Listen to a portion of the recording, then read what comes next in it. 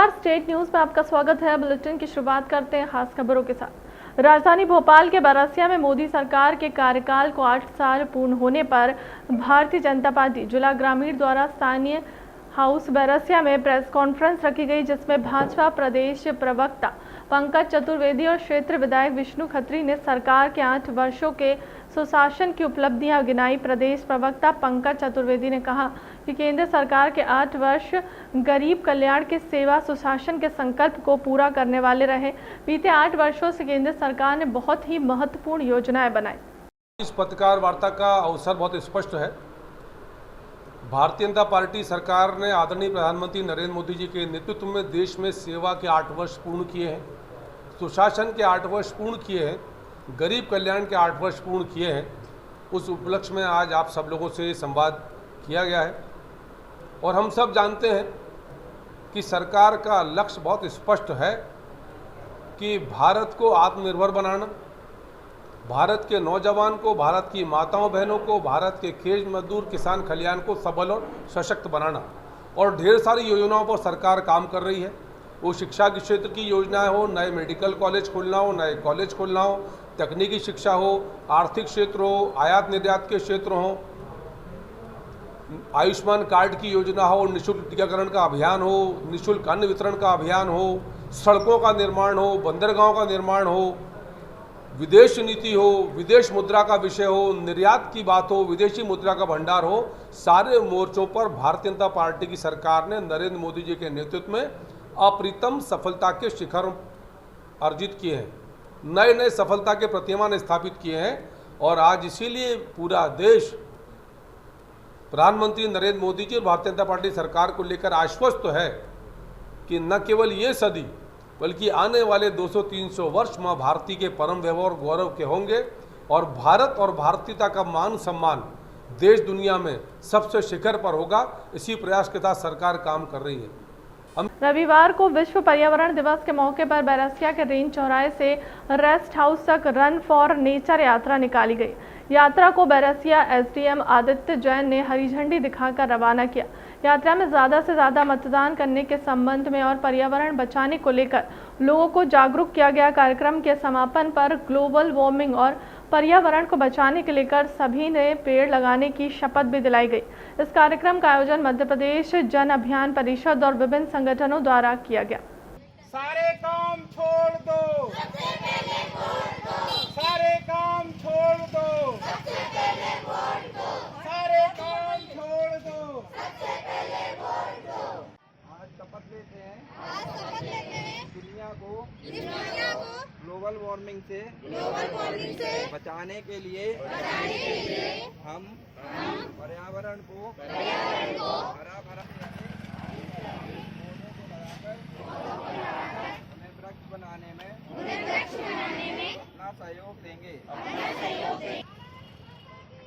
आज 5 जून को पर्यावरण दिवस के रूप में मनाया जाता है। तो पर्यावरण की जागरूकता के लिए ये रन फॉर नेचर रखा गया है। ये अपने स्थानीय प्रशासन और जन अभियान परिषद की मदद से किया जा रहा है, जिसमें बैरसिया नगर के बच्चे हैं, नगर पालिका स्टाफ है, सभी ने भाग लिया है।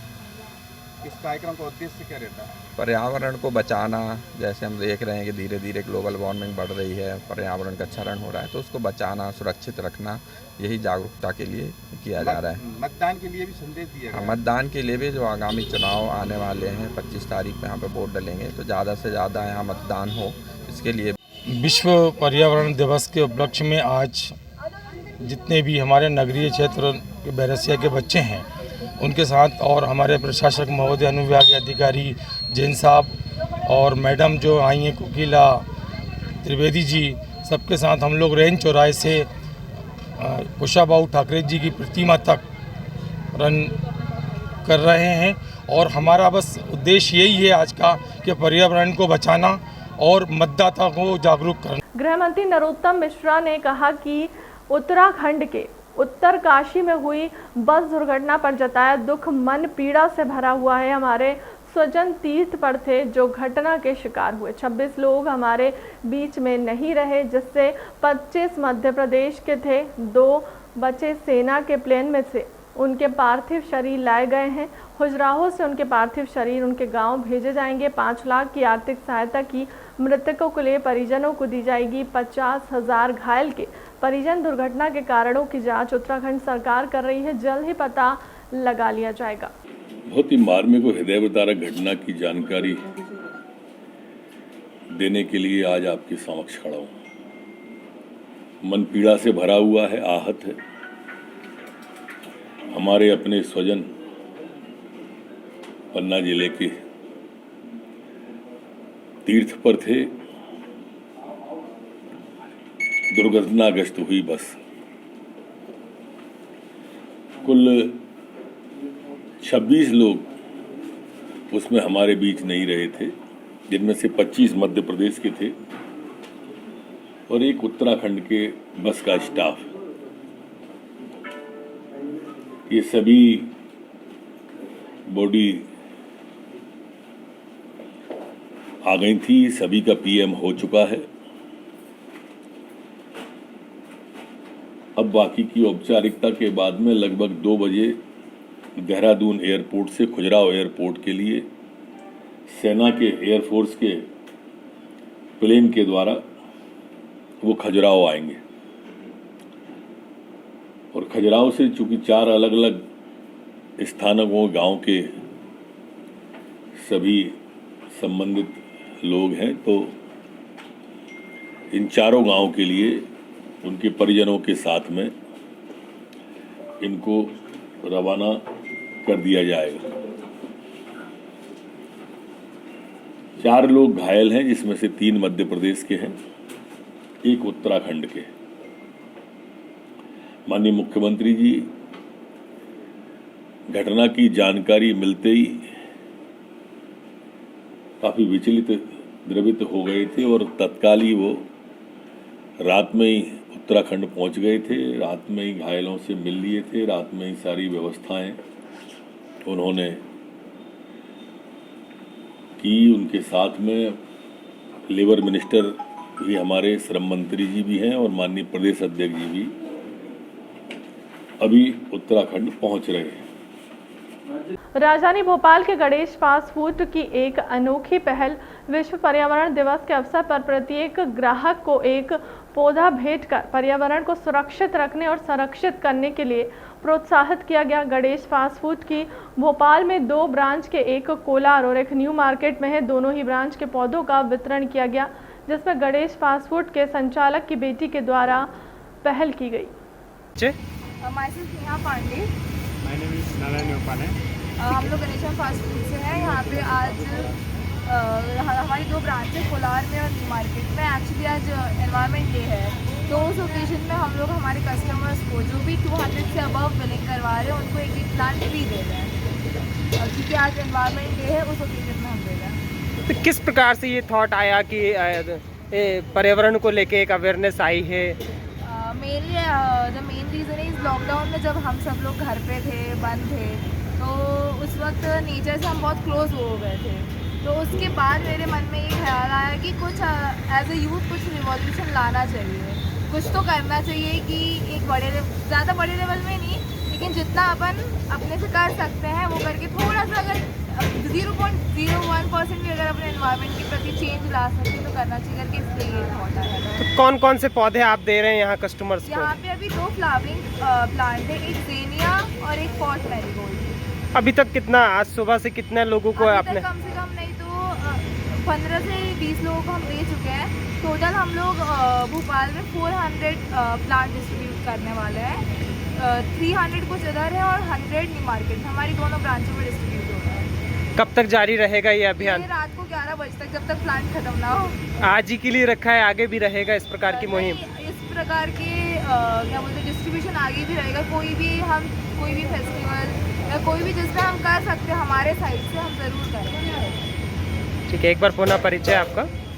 My self Neha Pandey, I am from Ganesh fast food, the daughter of the owner. Bhopal crime branch ने 4 पहिया वाहन चोर गिरोह का पर्दाफाश कर दिया है। चोर गिरोह के पास 2 4 पहिया और 3 कटे हुए वाहन बरामद हुए हैं, जिनकी कीमत 5 लाख रुपए बताई जा रही है। आरोपी वाहनों का लॉक तोड़कर 4 पहिया वाहन की चोरी करते थे। भोपाल क्राइम ब्रांच को एक बड़ी सफलता मिली है।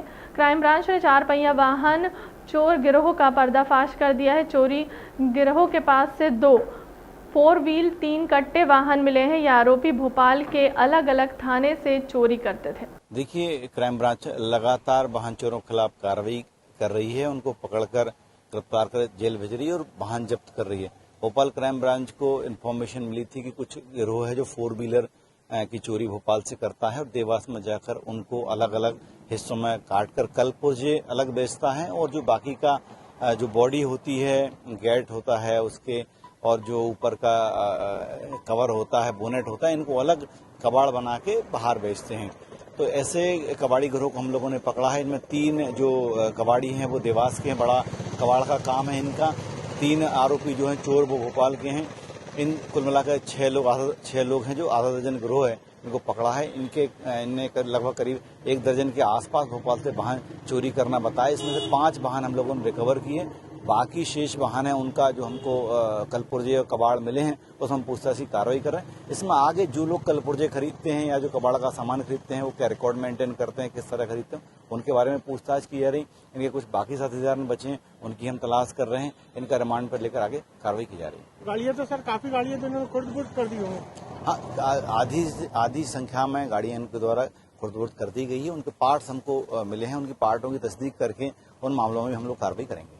भोपाल क्राइम ब्रांच ने 4 पहिया वाहन चोर गिरोह का पर्दाफाश कर दिया है। चोर गिरोह के पास 2 4 पहिया और 3 कटे हुए वाहन बरामद हुए हैं, जिनकी कीमत 5 लाख रुपए बताई जा रही है। आरोपी वाहनों का लॉक तोड़कर 4 पहिया वाहन की चोरी करते थे। भोपाल क्राइम ब्रांच को एक बड़ी सफलता मिली है।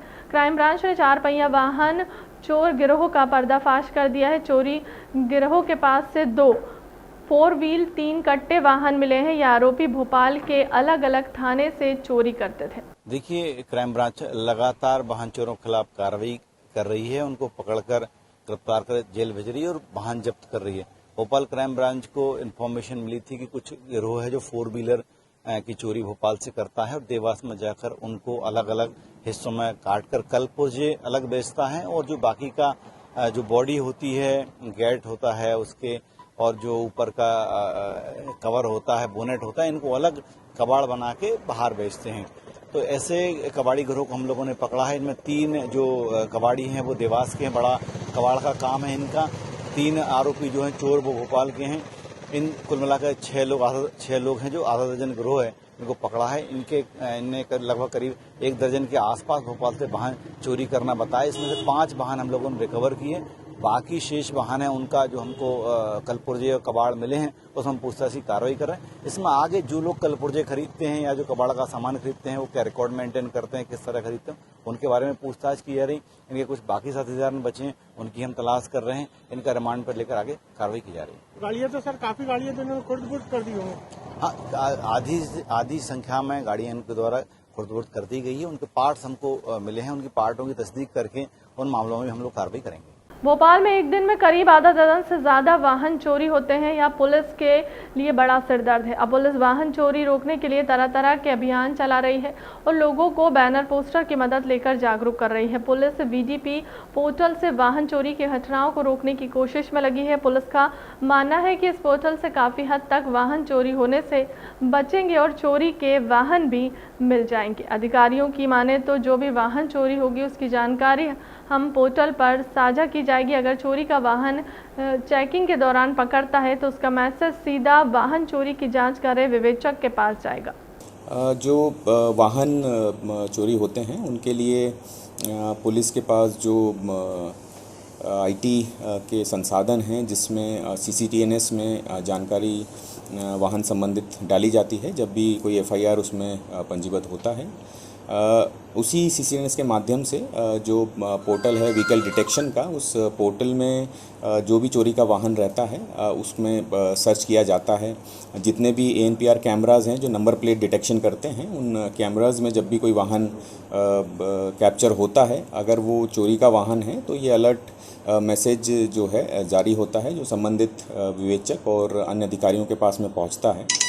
वर्तमान में जो वाहन चोरी जा रहे हैं या पूर्व में गए हैं, अभी बरामद नहीं हुए हैं, उनके लिए एक अभियान चलाया गया है भोपाल पुलिस में, जिसमें जो पोर्टल है उसमें जो भी वाहन कैप्चर हुए हैं उनको मैच किया जा रहा है। साथ ही जो संदिग्ध वाहन हैं, लावारिस वाहन हैं या चेकिंग के समय पुलिस द्वारा जिन पे संदेह किया जाता है उन सभी वाहनों को चेक किया जा रहा है। साथ ही जो नगरीय पुलिस क्षेत्र के बाहर के जो आरोपी हैं उनको लिए भी पुलिस जो है टीम पुलिस की गई है और उनको तलाश किया जा रहा है, जो फरार हैं वर्तमान में तथा जो पूर्व में अपराध कर चुके हैं उनकी भी तलाशी की जा रही है। भोपाल के रविंद्र भवन में आयोजित स्वच्छता सर्वेक्षण में रहवासी कॉलोनी स्वच्छता को लेकर अथक प्रयास कर रही हैं, उनको सम्मानित किया गया। जोन क्रमांक 19 की फैत कला इंपीरियल को भी द्वितीय स्थान पर सम्मानित किया जाएगा। आइए जानते हैं क्या कुछ प्रयास कर रहे हैं कॉलोनी के रहवासियों को, देखिए खास रिपोर्ट। फैत कला एम्पायर का रहवासी हूँ और हम रिटायर हो चुके हैं। बहरहाल हमारे यहाँ अशोक शर्मा जी का काफ़ी योगदान है और वैसे तो पूरी कॉलोनी लगभग 99% सभी सहयोग करते हैं। यहाँ हमारे को किसी प्रकार की कॉलोनी में कोई साफ़ सफाई से कोई किसी को दिक्कत नहीं। जैसा कि देखा गया लगातार आप लोगों के प्रयास के द्वारा आज द्वितीय स्थान पे आई है कॉलोनी। आगामी प्रयास क्या होंगे, किस प्रकार से कार्य योजना बनाई है? आगामी प्रयास तो यही होगा कि अगली बार ये चाहेंगे इस बार अगर सेकंड आए हैं तो अगली बार फर्स्ट लाने की कोशिश करेंगे और पूरी मेहनत ईमानदारी से चलने की कोशिश करेंगे। अध्यक्ष महोदय, किस प्रकार की कठिनाइयों का सामना करना पड़ा है? तो ऐसे फिलहाल आज की डेट में कोई कठिनाइयाँ नहीं आई हैं, कोई भी किसी सभी का भरपूर सहयोग रहा है। पूरी कॉलोनी के लगभग पूरा सहयोग है। अगर कभी स्वीपर नहीं आता है, सफाई कर्मी नहीं आता है तो लोग वाग अपने घर के सामने के स्वयं सफाई कर लेते हैं स्वयं। तो आगामी क्या रणनीति होगी, किस प्रकार से कार्य करना है और क्या नए बदलाव लाने का प्लान किया है? रणनीति तो कॉलोनी की मीटिंग करेंगे, उसके बाद निर्णय करेंगे कैसा क्या क्या कर सकते हैं। जी, बहुत बहुत धन्यवाद। देंगे। नमस्कार, मैं हूं अशोक कुमार शर्मा। मैं फैत कला परिसर जो कोलार क्षेत्र का एक प्रतिष्ठित रहवासी स्थान है, इस कॉलोनी का मैं एक सदस्य हूं। माननीय श्री नरेंद्र मोदी जी का जो स्वच्छ भारत अभियान है जो 2 अक्टूबर 14 से चल रहा है और भोपाल जो कि हमारा पहले प्रथम स्थान था स्वच्छता के क्षेत्र में और कुछ दिनों से इसमें कुछ ऊपर नीचे इनकी रैंकिंग हुई है, लेकिन मैं मोदी जी का एक बहुत बड़ा समर्थक हूं क्योंकि उनकी पॉलिसीज़ देश को आगे ले जाने वाली हैं। मैं भी अपने कॉलोनी में और अपने विद्यालय में, चूँकि मैं सेंट्रल स्कूल में टीचर हूं, तो मैं इस काम को बहुत गर्व के साथ और पूरी लगन के साथ देखता हूं।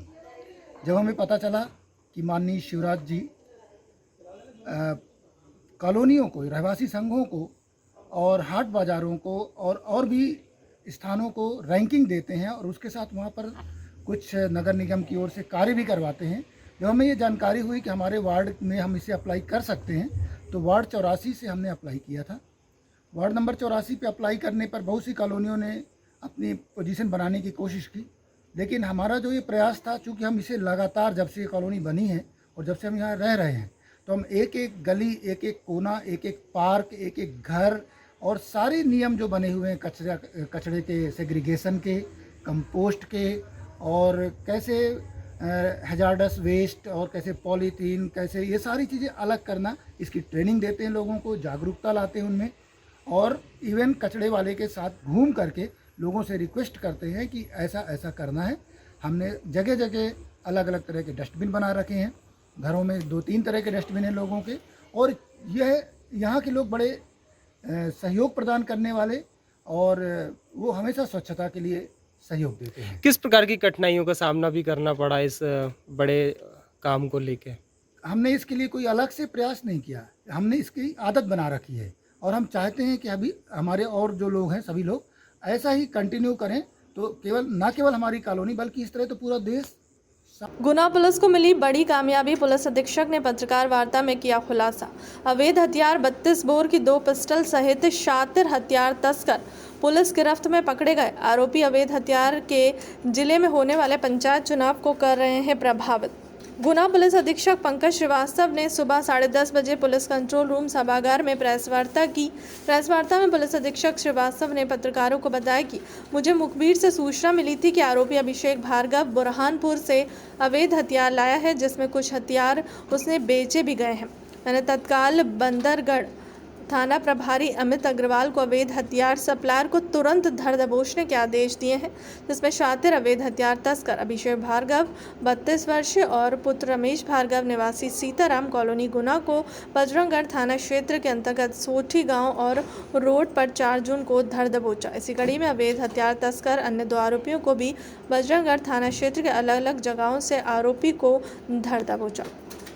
हम लोगों ने चुनाव की जैसी आचार संहिता लगी है उस पर अपना शिकंजा कसा है, किस तरह के जो तत्व हैं जो कि चुनाव को प्रभावित करने के लिए इसमें किस तरह की गड़बड़ी कर सकते हैं उनके खिलाफ कार्रवाई की जाए। तो उसी कड़ी में ये कार्रवाई है और कार्रवाई का विवरण पूरा प्रेस नोट में विस्तार से दिया गया है। संक्षिप्त में मैं बता दूँ कि मेरे पास सूचना आई थी, मुख्य के द्वारा बताया गया था कि ये जो मुख्य आरोपी है अभिषेक भार्गव ये कट्टे लेकर आया है, बुरहानपुर से खरीद कर लाया है और कुछ कट्टे इसने बेच भी दिए हैं और 3 कट्टे अभी इसके पास हैं, जिनको लेकर ये एबी रोड पर छोटी गाँव है वहाँ पर ये खड़ा हुआ है और फिराक में है। इस सूचना पर तत्काल मैंने एडिशनल एसपी साहब को बताया, तो प्लानिंग करके बजरंगगढ़ एसओ जो है उनके निर्देशन में एक टीम गई और वहाँ से इसको पकड़ा, इसके बैग की तलाशी ली गई तो उसमें 3 पिस्टल जो है वो बरामद हुई और अभी इनको गिरफ्तार करके और पुलिस रिमांड लिया जाएगा। आगे इसको बेचने जा रहे थे उसके बारे में जानकारी ली जाएगी। अन्य जो 2 अपराधी हैं उनको भी सूचना के आधार पर गिरफ्तार किया गया है और ये पिस्टल किसी अभिषेक भार्गव ने ही इनको कोर्ट में बेच दी थी, जिसकी सूचना भी मुख्य द्वारा दी गई थी। लगातार ये कल शाम से लेकर और रात तक कार्रवाई की गई है और इसमें कुल जैसा आप देख रहे हैं 3 आरोपी हैं, 5 पिस्टल हम लोगों ने अभी तक बरामद किए हैं और इसमें पुलिस रिमांड लेके और पूछताछ करेंगे और उम्मीद है कि कुछ और भी पिस्टल अगर इनके द्वारा बेची गई होंगी तो उसको भी बरामद किया जाएगा। सर, जैसे ये सामने आ रहा है, जैसे आपने बताया कि आरोपी भार्गव को पकड़ा गिरफ्तार किया है अवैध हथियार के साथ, तो क्या कहीं ना कहीं ये पंचायत चुनाव को प्रभावित कर सकते थे? ये बिल्कुल कर सकते थे। हथियार जो कि अवैध हैं तो उसका काम किसी अच्छे काम में तो हो ही नहीं सकता। स्वाभाविक है कि उसका कार्य किसी तरह से मतदाता को डराने धमकाने के लिए ही किया जाता और निश्चित रूप से अभी जो चुनाव तो मतलब घोषणा हो ही गई और मतदान भी होना है 25 जून से, तो स्वाभाविक तौर पर इसका अपन एक निष्कर्ष निकाल ही सकते हैं कि पंचायत चुनाव में इसको प्रभावित करने के लिए इसकी सप्लाई की जा रही है। कहीं ना कहीं क्या पुलिस मुख्य आरोपियों तक पहुंच पाएगी? कहीं ना कहीं पुलिस मुख्य आरोपियों तक पहुंच पाएगी जो अवैध हथियार के सप्लायर हैं, जिनसे ये आरोपी भार्गव हथियार लाते थे। बिल्कुल, इसको साथ में पुलिस रिमांड इसका मिलेगा तो इसको साथ में ले जाकर बुरहानपुर में किस तरह से सप्लाई इसको हुआ था। अभी तक इसने उसका नाम पता नहीं बताया है, लेकिन स्थान ये कह रहा है कि मुझे पता है कि एक खरीद था यहाँ पर कि उसने किसी ने आगे किए थे। निश्चित रूप से कोई ना कोई इसका सोर्स होगा, बारिश से पूछताछ होगी तो वहाँ तक पहुँचने की पूरी कोशिश है। फिलहाल अब तक की खबरों में इतना ही। देश दुनिया की तमाम बड़ी खबरों के लिए बने रहे हमारे चैनल के साथ। नमस्कार।